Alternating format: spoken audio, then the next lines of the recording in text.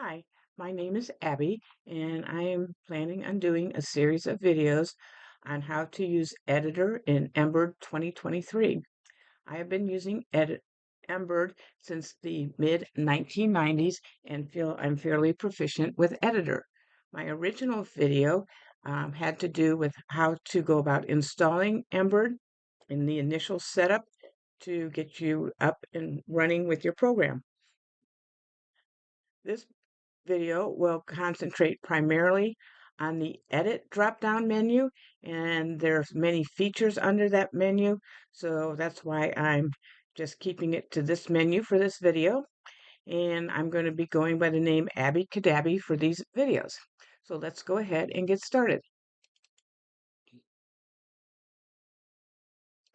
And as you can see, my program is Embird 2023, and it did start in Editor, and I did show you in the setup video how you can set your program to open in the portion of the program that you would prefer. And if you want to have your Embird program start in Editor, you would click on Manager to get back to Manager. And then under Options, you go to On Startup, Launch, and the default is Manager. So when the program installs, it installs with Manager being the page that your program will always start to. But I don't use Manager very much, and so I like to go directly to Editor, so that's why I chose that. And if you do a lot of other digitizing, you may prefer for it to start in one of these other programs. If you want to leave it in Manager, that's perfectly fine, and you don't need to even click on the on Startup Launch. But if you do change it, just put a tick in the circle in front of the word and click OK. And then to get back to Editor, you either click on the header here in the upper toolbar, Editor, or you can click on this icon on the main toolbar and it'll take you back to Editor. On my initial video for installing and setting up your program, I did go over all the functions under File. So I'm not going to really address that in this video, but I will be using some of these functions, so hopefully that will refresh your memory. And then on the image header drop-down menu, this is primarily for bringing in a piece of clip art, an SVG file, or a JPEG, and you can edit that image with this drop-down menu and then save it so that it's in a more suitable format for you to take it into Studio or Supermodel. I'm not going to be talking about those programs and I'm not going to be using images, so I'm going to move on to the edit. So the edit is one of probably has the most functions of all the other drop-down menus, and so that's why I'm just concentrating on this drop-down menu in this video. But before we get started, I do want to orient you to the lay of the land here. So this upper toolbar is what I refer to it as, the upper toolbar, and it has all these different headers, and under each header, there's a drop-down menu. And so each one has specific different editing or options that you can choose from. And so we will be going through all of these different headers in further videos. The next thing is your main toolbar here.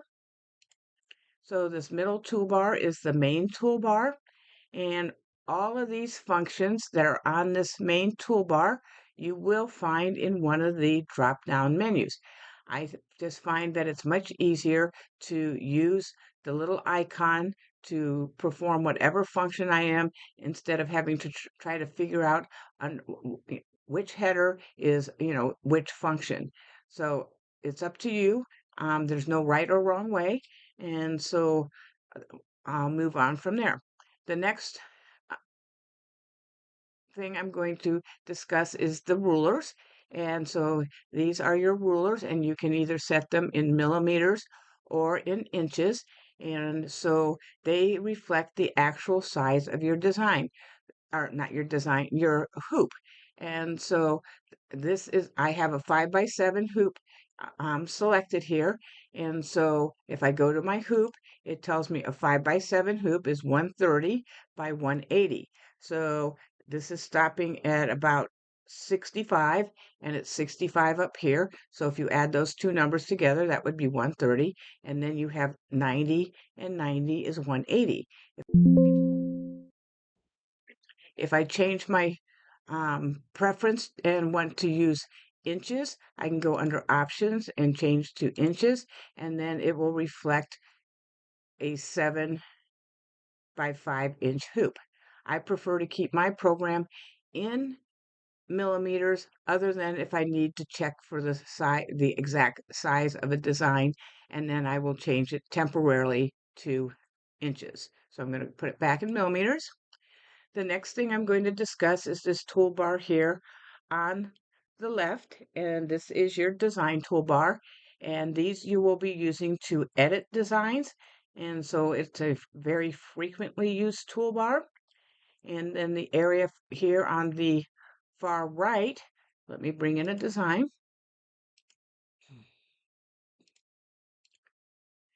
And this is your objects order panel. And right now it's telling me I have one object in my object order panel, which is this seahorse. It's one design, even though there's seaweed in there.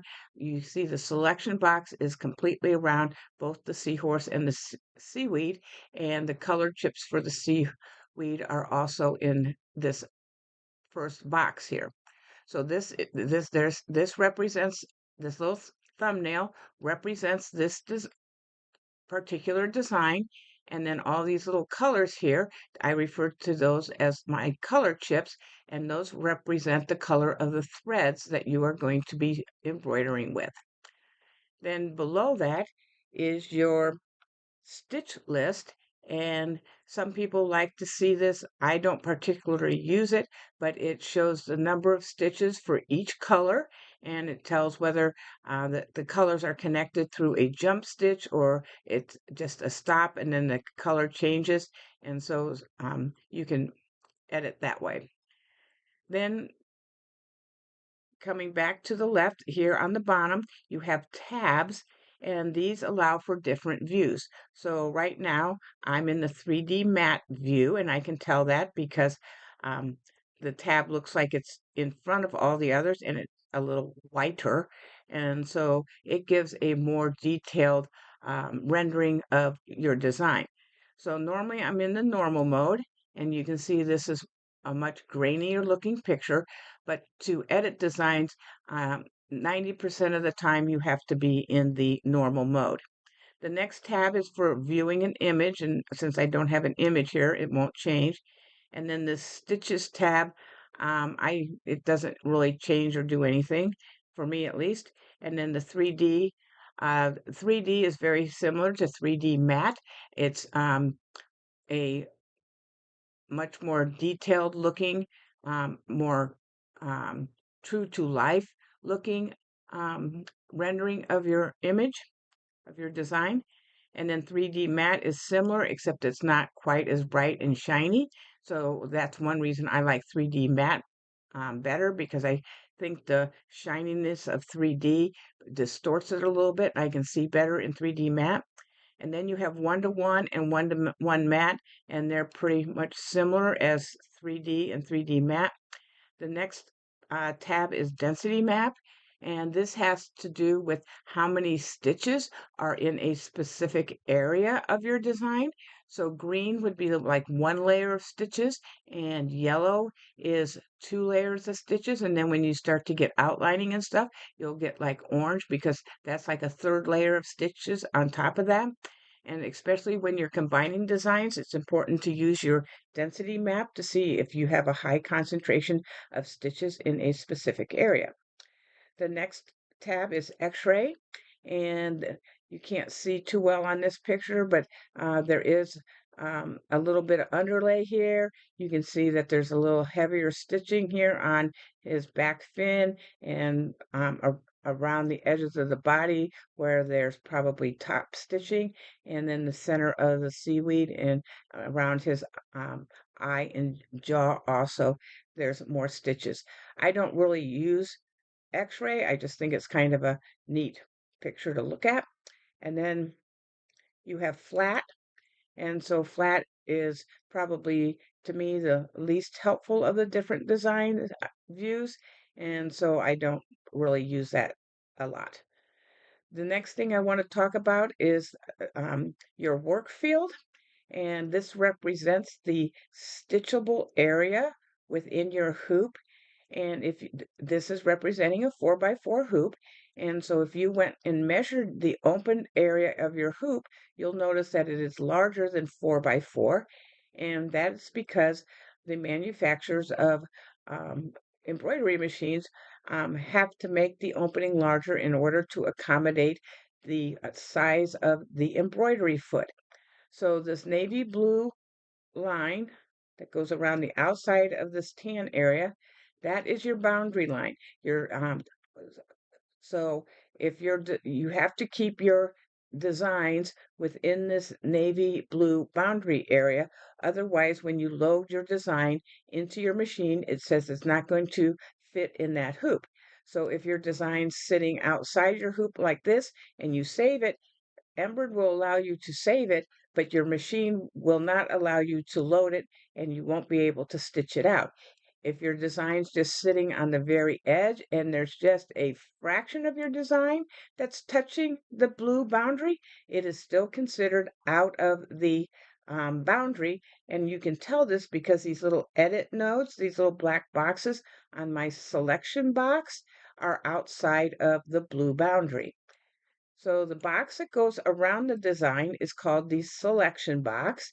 And so that is the part of the design that you have selected to work on. And so right now I only have one design in my hoop, and so it goes around both parts of this design. So that's pretty much everything as far as learning the lay of the land. So I'm going to go back up to edit. And so I'm going to click on my edit drop down menu, and you can see that my undo feature is bolded, but my redo is not. And it's saying if I undo, it's just going to be a change of position. So if I click undo, then my seahorse drop down a little bit, or if I put him back out here, then I could click undo change and he'd go back to where he was originally. I do have my undo and redo buttons here on my main toolbar, so I could redo my change and undo it. And I think I have multiple changes on the seahorse, so I could keep clicking and till it grays out, and then I'm back to where it was originally. So that's how undo and redo work, and they're just these little arrows either pointing to the left or right, and when you hover over them, they actually tell you what their function is.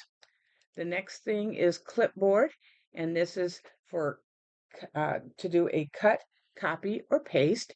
And so you can come down and click copy. And when you look at this, it looks like nothing occurred. But when you look in your objects order panel, still nothing has happened until you click on paste. And once you click paste, then you see you have two objects in your objects order box, but it looks like you only have one design in your hoop. And that's because when you do a copy and paste, it puts the second design directly on top of the first design. So if I click on the seahorse and drag my design away, then you can see that I had two seahorses. And I did click my left button to click on him, to select him, and then I just held it down and dragged him to the side. So that is how you can do a copy and paste from the drop-down menu. I'm going to go to the delete button here. It looks like a trash can, and I'm going to delete the second seahorse. And I just wanted to show that you have your cut and copy and paste right here on your toolbar. So I have to select my item. And so you need to get in the habit of always selecting the part of the design you want to work on from your objects order panel. So now I have my cut is active, my copy is active, and my paste is active. So I could do a cut and then do a paste and I still only have one item. But if I do a copy and then I do a paste, then I end up with the two items. Now I do want to jump ahead here just slightly. Under Edit, you have this function called duplicate, and duplicate is very similar to copy and paste. The only difference is when it loads the second design, it's not directly on top of the other like it is with a copy or paste. So you can see now I have two seahorses here. There's two heads, and they're slightly just off from one another. And if I pull the one to the side, then I have the second seahorse. And it's a little easier to see. However, duplicate is not on either of the toolbars. So the only place you can get to duplicate is by going to the Edit menu and then coming down and clicking on it. So going back to Edit, I'm going to discuss the Select button, and there's multiple ways to select. And so you can come to the Edit and Select and click Select All, and it will select everything in the hoop. And when I look at my object order panel, you can see I have a black box around both of my items. So if I don't want to select that, I can either click on the outside of my selection box and it removes my selection um, box, or I could come to my design toolbar and I can click the select all button, little square, and it puts the um, selection box around both items, and I can deselect it. Or I can come to my objects order panel and I can select my what I want to select here. So I clicked on the first object in the object order box, and it's only selecting the one seahorse. So if I move that seahorse, the other seahorse stayed in place. But if I had wanted to select both seahorses, then I could hold down my control button and click the second seahorse. And now you can see that my selection box has doubled in size and that both seahorse are selected. So there's multiple ways that you can select. And then, as I said, if you want to deselect, you can either click outside the box and I'll reselect them, or you can come to Edit and you can click on Select and then scroll over and click Deselect. And since I do have two objects in my object order panel here, I can click the first one and then I can come up to Edit and I can click Select and click on Select Next, and then it jumps over to the second one, but it deselected the first one. So that's how select works. The next thing is delete, and you can delete from the edit, and when you delete, it completely removes the design from your work table. So I have one design selected in my object order, so I could click delete. And if I wanted to delete the second item, I could do that also either by using edit or going to the trash can and hovering over it, it says delete, and so I click delete. So then the next thing I'm going to do an undo to bring my seahorse back is auto repeat and corner. I'm going to save that to the end. And then I want to discuss mirror. And mirror is just either turning your design left or right if you click on the horizontal axis, or making it right side up or upside down if you click on the vertical axis. So if I click the horizontal axis, my seahorse faces the other way. I also have these tools right here in my design toolbar. And again, when you hover over it, it says mirror horizontal. So if I click it, it goes, and I can click it and keep making go back and forth. And then I can also mirror it to be upside down or right side up. So, and you can do that also from the edit window. And so if I click vertical axis, but it's inconvenient because I can't keep going back and forth like I did on the button here on my design toolbar. The next item is center, and there's several different ways to center. And so you can center on both axes. And so that means your design is going to end up right here in the center of your hoop. So you do have a center button, and it's a circle with a plus. And so if you click on center, it's going to bring my seahorse to the center of the design, and the center of this design is about right on his belly button, so it is centered. I can also center by using the drop down menu and click both axes.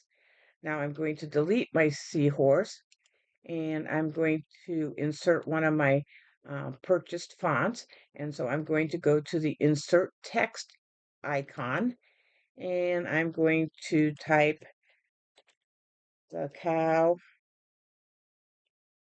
jumped over the moon.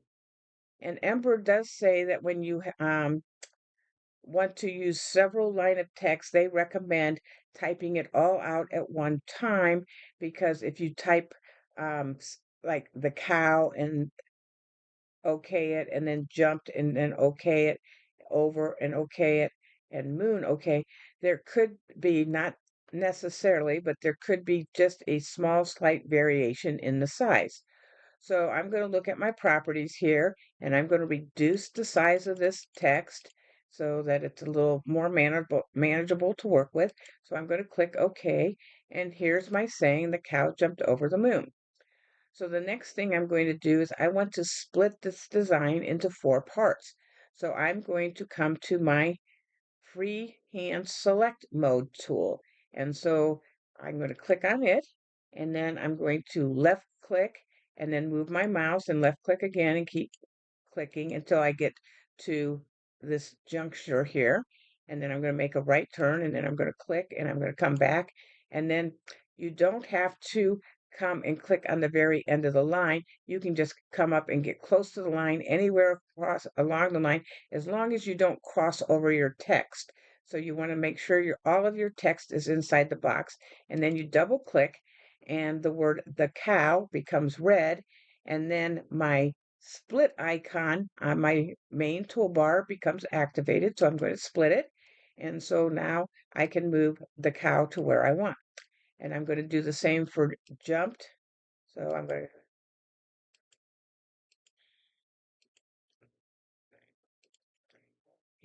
to split it, and I'm going to put that there, and then I'm just going to zoom out a little bit so I get to the other 2 words.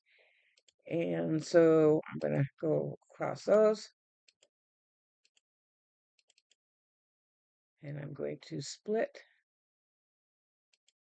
And now you can see that I have 4 different objects in my object toolbar. And actually, the word moon ended up at the very top spot because that was the original from the original line of text, but I want the moon at the very end. So I'm going to left click on the word I'm going to left click on the word moon. I'm going to hold my button down, and I'm going to drag my cursor down, and you can see I got a little piece of paper hanging on to my cursor, and then I'm going to let my button up when I get to the last object, and I'm going to say insert after. And so now if I click on my objects in my object order box, the cow jumped over the moon. So now I'm going to line my text up, and I'm going to put it in here kind of jumbled.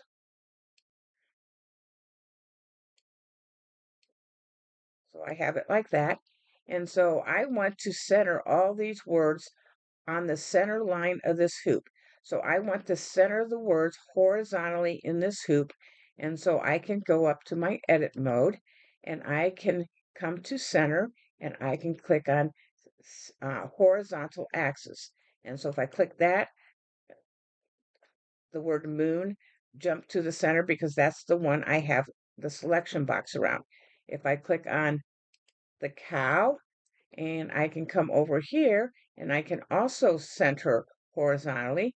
And so it's looks like two parallel lines and arrows pointing at each other, and the parallel lines are running vertically, but when you hover over the icon, it says center horizontally. So I'm going to click that, and the cow jumps to the center, and then I'm going to click on the word jumped, and I could move that to the center and over the moon, and I can click that to the center.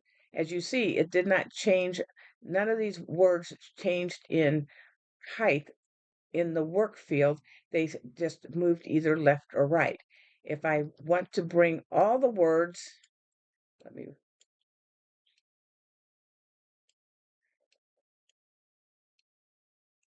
if I want to bring all the words vertically and center them vertically, I want to use the center vertically tool. So I have the cow selected, and I can click center vertically, and it left it exactly where I had it. So let me put them back in the,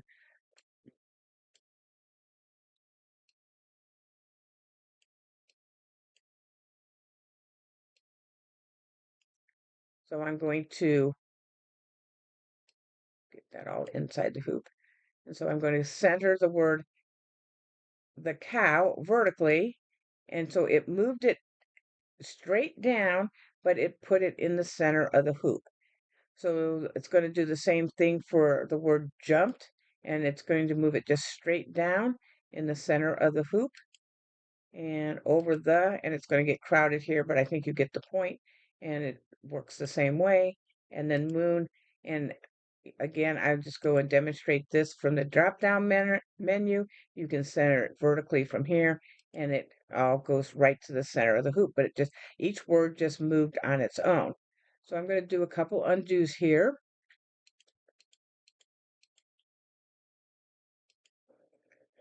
So I'm going to put these like this. And so that's pretty good. So now what I want to demonstrate is that you can turn these, rotate these words 90 degrees to the left or 90 degrees to the right. And so right now I have the cow, and so I want to turn the word jumped, and I want it with the J starting at the top and the the tops of the letters facing to the right. So if I hover over this icon right here, it says rotate left, and this one says rotate right. So I'm going to click that, and my word jumped moved to a vertical position, and it's to the right. And then I'm going to use the word moon, and I'm going to move it in a little bit. This one, I want the tops of the letter to go to the left. So I'm going to rotate to the left. And so then I end up getting this little frame, and I could put like an old McDonald, um, maybe design or something in the middle of this. And then I could also use my center vertically tool. So I'm going to center my word moon vertically. Oh, it flipped it. Oh, sorry, I didn't use the correct tool. And so I want to center it vertically. And so it moved it down, and then I can use my jump, and I can center it vertically. And then I can use the cow, and it centers horizontally. And so now I have a nice frame to put my design in. So going back to edit, you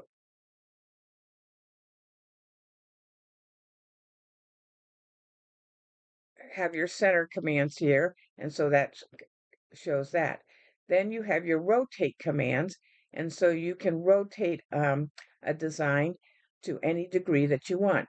So if you do the free rotate, it brings up a little chart here, and you can type in like 45 degrees, and the words that I have selected are over the moon, so that's what's going to rotate 45 degrees. So I click OK, and so now it rotated 45 degrees. But when you do that, you don't have a choice of whether it rotates to the right or left.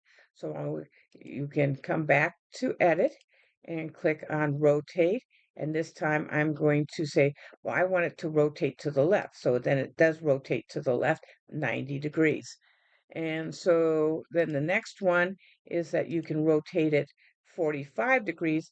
And so I can rotate to the left. It says a half, but that works out to be 45 degrees. And so it's going to be 45 degrees. You don't have a 45-degree choice on your design toolbar, but you do have the 90-degree, and you also have a free rotate. So if I click this rotate button, I get this little box on my selection box, and my cursor turns to this circle, and then I can put this little circle for my cursor right on top of that box, and I'll click on it with my left mouse button and hold my left mouse button down, and then I can spin it to whatever angle I want it. So I can put it back at 90 degrees if I so desire. So that's how you can rotate your design.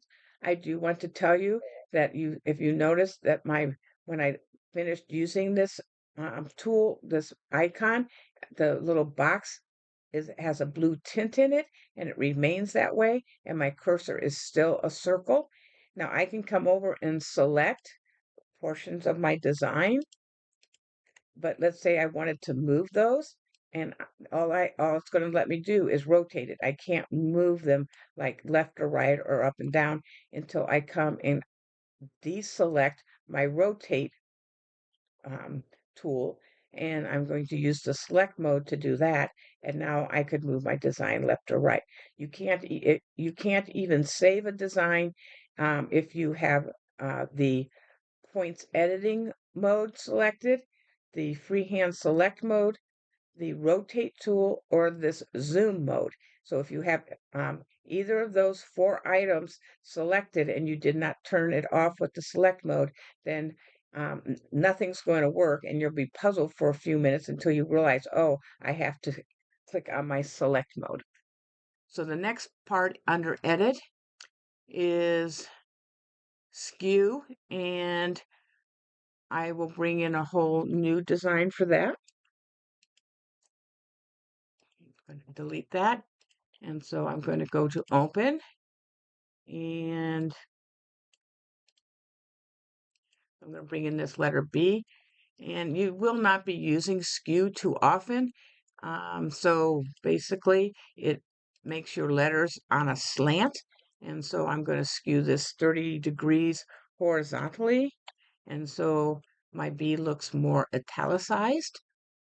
And then I can go to Skew again and do the vertical, and I'll do 30 again and click OK. And so then I could put it up here and maybe put some other letters trailing down below it. So that's how Skew works. And Skew is not on any of the toolbars. I think it's because it's not used very often, so they didn't think it warranted having its own little icon. The next one is set, and I don't use set very often, but you can set your position. And so it's asking you to put in specific X and Y coordinates for your position.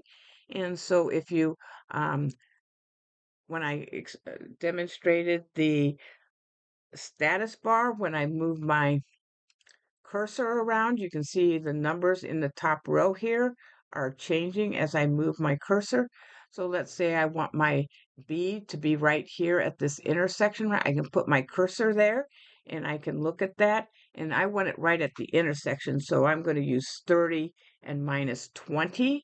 So I can come up to set position, and I can make it 30 for my X and minus 20. And I just used the dash key for a minus sign. And so I click OK, and it moves to that exact position. And that's the center of the design is moving there. You have your set icon right here, so you can use that here. And also under edit, you have and set, you have set size. And so this is how you can resize a design. Now, Embird does not like you to do multiple resizes. So if you resize a design and you're not happy with it, you need to do an undo and then resize it again. Do not resize a design that's already been resized. You'll get a warning box, and you will be sorry because your stitches will not stitch out correctly. You'll have a lot of loops in your stitches, and you'll be dissatisfied with the results.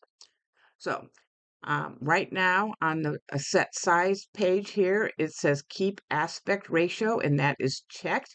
And so what that means is if I change my width, if I change my width to 35, my height will automatically change right along with it. And you notice that the percentage of change also changed. Now, the rule of thumb is not to resize more than 20%, but that's just a rule of thumb. It's not cast in stone, and you can try to either resize up or down by more than 20%, but you may have varying results. It all depends on if you get a satisfactory result on how well the design was digitized to begin with. You can also resize by changing the percentage. So if you say, oh, I want this closer to 20%, I can hit the down arrow and it will scroll down and I can click it right on 20%. And see, my height is also 20%. So I can click OK, and then my design increases by that size. Now, if I decide I want my design to be taller but no wider for my space, maybe I have a constraint on space, but I want bigger letters, I can unclick keep aspect ratio, and then I could just change my height, and I'll change it up to 55. And you notice that my width did not change. It's still at 100%, but my height increased by 141%. So I'm going to click OK, and I get a tall B, but the width is still the same.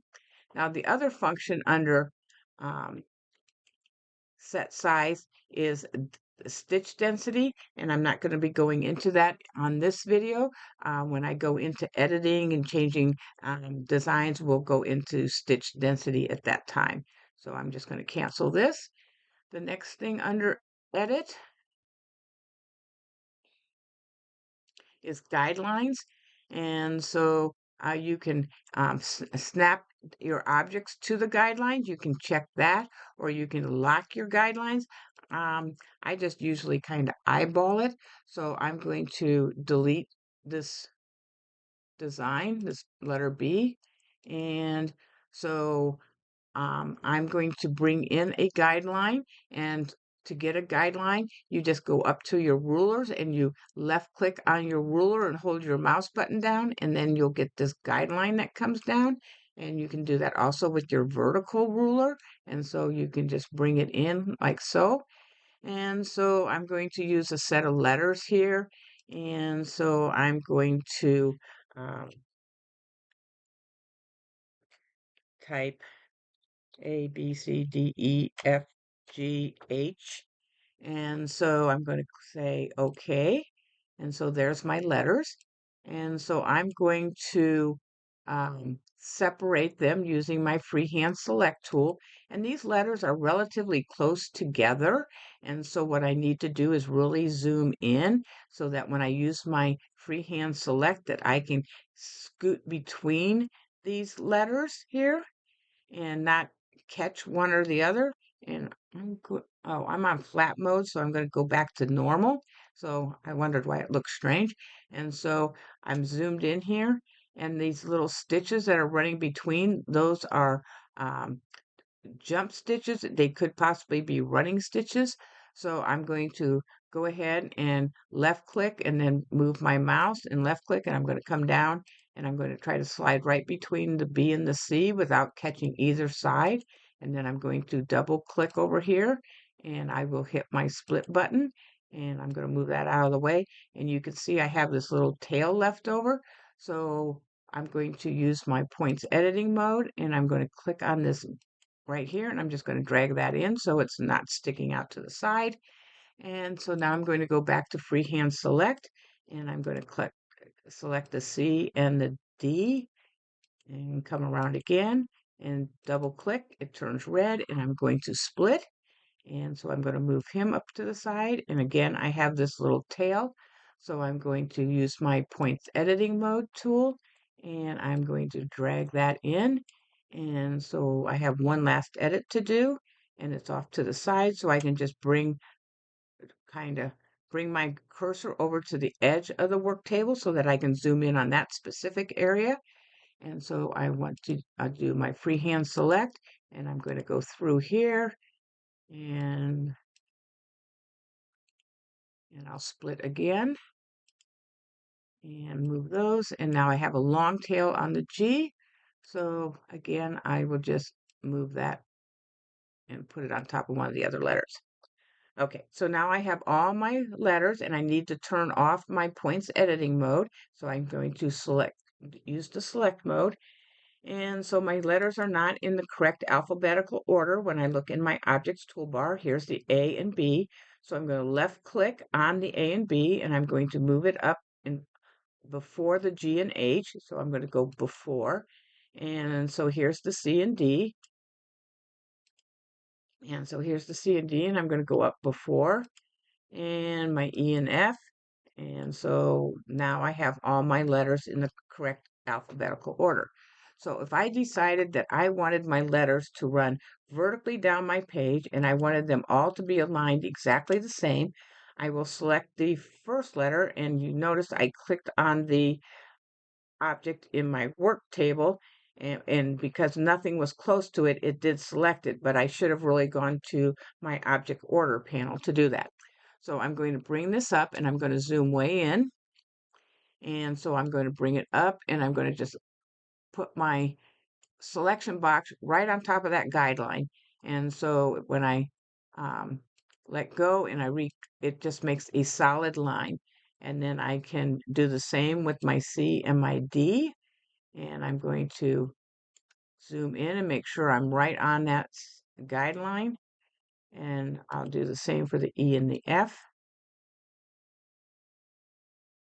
And I kind of missed here. You can see the guideline is inside the box. So I'm just going to scoot that back. And then the last one is the G and the H.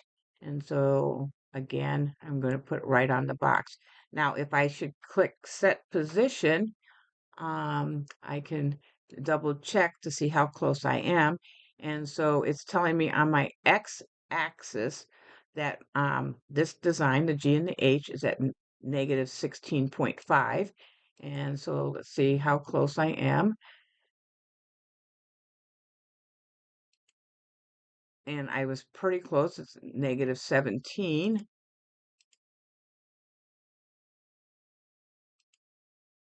This one's negative 16.7. So, I mean, I can change these and make them all negative 16.5. And so then it moves things out a little bit. And some of that has to do with the shape of the letters because the C bows out a little more and the E bows out a little more. So I could put all of these at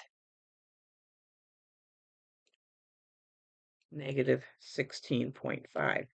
So that's an easy way to line up things um, very precisely. Or I could bring these up and I could put them all on my um, horizontal guideline and pretty much the same way until I get to the G and the H. And the reason why the G and the H is different is because the bottom of the G falls below the baseline. And so I can't use my box to line that up. So I just kind of eyeball it here and I kind of look where the other letters are sitting on this guideline. And so the F is kind of touching. The E seems to float above it. And this one, move that up a hair and move that up a hair, just a fraction. And so um, I'm looking at how the A and the C touch the line because those are both curved. And I want to zoom in and get close so I can try to get the G in a similar position. And it looks like it might be just about perfect. So that's how you can use guidelines to um, put things in a straight line, and the guidelines are not permanent. They will not stitch out on your design, and once you're done using them, you just grab them and drag them up above the back to their respective rulers, and then they'll hide again. And then I talked about split, but I really didn't talk about join. And so we can use this to demonstrate join. So if I wanted all my letters back together, I could select my A and I could select my C and D, and then it puts a selection box around both items. Now it's not going to fill in this gap, but in my object order window, they're two separate objects. So then I come up and I click on the icon right next to the split icon, and it's called join, and it's like two horseshoes with a link or maybe a piece of chain link. And then it has a link that's joining those two links, and the arrows are pointing together, and it says join. So now when I look at my object order box, I only have 3 objects. I have the A, B, C, and D, and then I can do the same for the E and the F. And so I can click join, and then if I wanted the whole thing back together, I could click both parts and click join, or I could have done the whole thing at one time. So I'm going to do an undo. So I'm back to 4 parts here in my object order box. So I could click the first object, and I could hold down my shift button and click the last object, and you see it put a box around each object. Or a simpler way of doing it is I could just come over to my design toolbar and use the select all button, and it puts a box around everything, and then I can click my join and everything's back together as one, and I only have one object in my object order box. The next thing under edit is colors, and this is for smart color sort. So if I'm going to undo this, and I'm going to change my color of my C, D, and my G and H. So I'm going to right click on my blue color chip here for C and D, and then this drop down window opens up, and I have color change, and I'm going to choose my color from a catalog. And so I'm just going to pick this Cabernet color, and I'll click OK, and I'm going to do the same thing for my G and my H. And so I'm going to go to catalog. And so with catalog, I picked the Cabernet. You can select whatever thread manufacturer you want, and there's many different ones in here. If you have some brand of thread that is not here, they have Simthread polyester, they have Robinson Anton, they have Madeira, they have Floriani, I believe.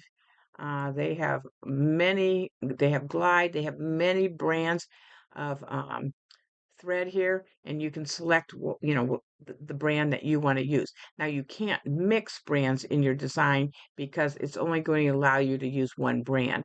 So so if I started out with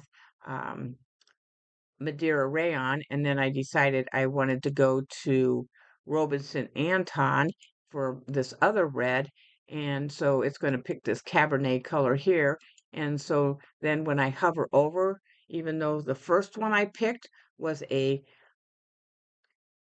Madeira thread, it changed. If you look where it says matches, it's in this drop down window, it says Robinson Anton, and it also turned the blue to a Robinson Anton color. So you can only select one thread choice when you're picking your colors. You can't mix and match within your window here. So I'm going to select all of these items. And so now you can see my colors alternate from blue to red to blue to red. And so I can come to edit, and I can do a smart color sort. And so I'm going to click that. It's going to ask me my maximal distance, and I put 0. And so I click OK, and now it's reduced my thread colors to 2, and so that means I will only have 2 color changes. So you can also do that on your main toolbar, and right here you have Smart Color Sort. It looks like a pair of hands, and so you click that. Again, you'll get this maximal difference window, and then again it reduces the colors. The next thing I'm going to demonstrate is the mask feature. And so I'm going to delete this, and I'm going to bring in 2 new items, and I'll pick this yellow fish, and then I'm going to merge my second item. And so I'm going to pick this blue fish here, and so he's kind of big, so I want my yellow fish in front. So I'm going to left click my blue fish and drag him so he's the first or object. So he's going to stitch out first, and then my yellow fish is going to stitch second, so he will become in front. And so I'm going to move my yellow fish down, and so I want it kind of like this. Well, maybe I'll put it up more. So I want to hide most of the blue fish, and so um, I have it the way I want it, and I need to select both items in my object order window. So I'm going to go to my select mode here. So I have a box around everything.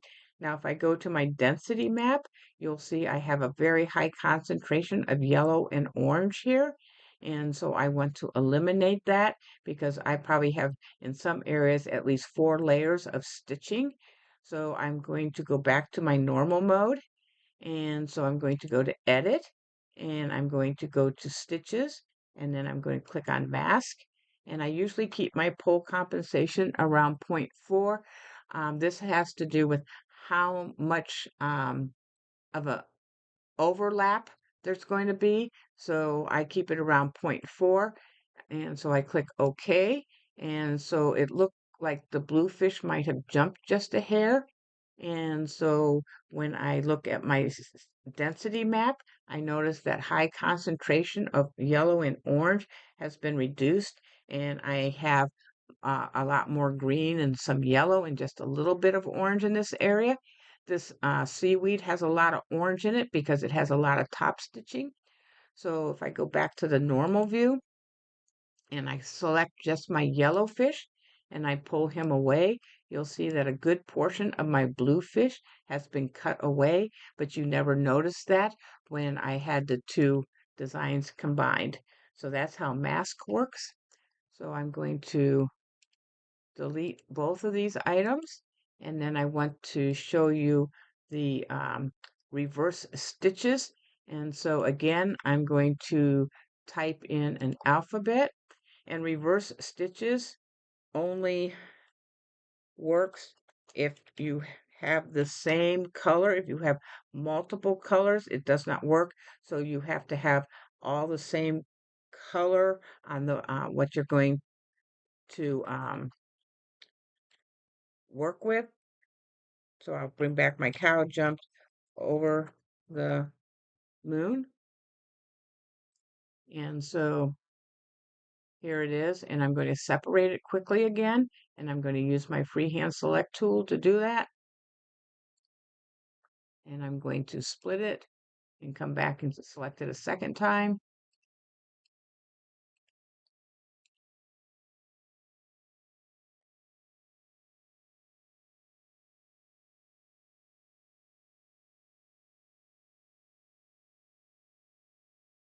Okay, and then I'm going to put my words in the correct order,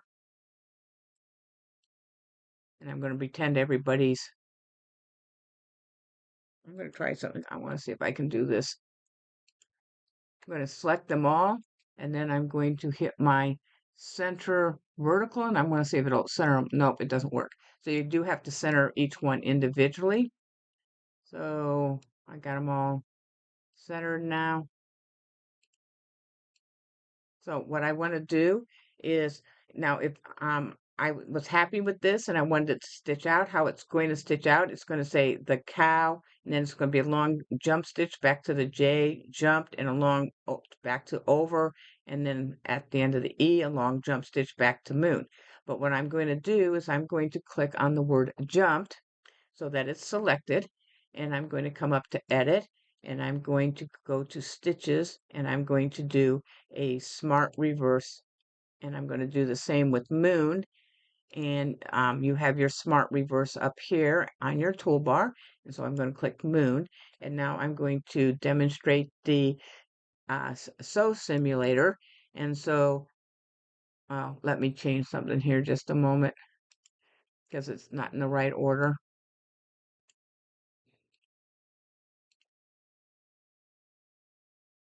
Hopefully that didn't screw it up when I did that. So hopefully it will start here. And so I'm going to speed this up a little bit. And so it's instead of jumping all the way back, it's going to start stitching at the D and then it's going to come down here, and then it should jump to the N. And so not only does it just it's a little tidier. You don't have those long jump stitches that you might accidentally stitch over and then make it more difficult to close out. So while we're on Stitch Editor, you can select the stitches per second. And so you have everything from 1 stitch up to 10,000 stitches per second. So if you did 10,000, it just rips right along and you really can't see what it's doing. So I usually stay somewhere between 1,000 and 1 stitch, because if I'm going to do some editing in here, then I might need to fine tune something. So I'm going to slow it down even a little bit more. I'll go to 250 and I can click play. I can pause it, and I could rewind. And since I have 250 selected, it's going to rewind at 250 stitches every time I click the rewind button. And so maybe I only want to go back 50 stitches at a time. So I click, and I just keep clicking the rewind button to roll it back, or the forward button, or I can just jump to the finish. And so I'll get into these other functions. You can zoom here, and you can zoom in and out, and you can also click on the work table and use your mouse wheel, roll it forward and it'll zoom in, or roll it backwards and it'll zoom out. And so or you can use the zoom functions here on the toolbar. But I'm going to just click close. And that's one thing I did not talk about under edit. There is a zoom feature, and I forget exactly where it is. It's probably, I'm sorry, it's under mode. But anyway, that'll be in my next video, but I will quickly go over it since I mentioned it. You have this zoom icon here on your objects order, and if you click it, then you can just keep clicking here, and you see your mouse change to this little magnifying glass. And again, it's one of these objects that if you don't turn it off, you can't I mean, you can select, but then if I wanted to move this, I can't move it. Every time I try to move it, it zooms in. So you have to go to your select mode and turn it off. Or you can use the zoom on the main toolbar here, and it works a little differently. You can just keep clicking and it zooms in. So, or you can zoom out, or you can click 1 to 1. It goes back to its original size.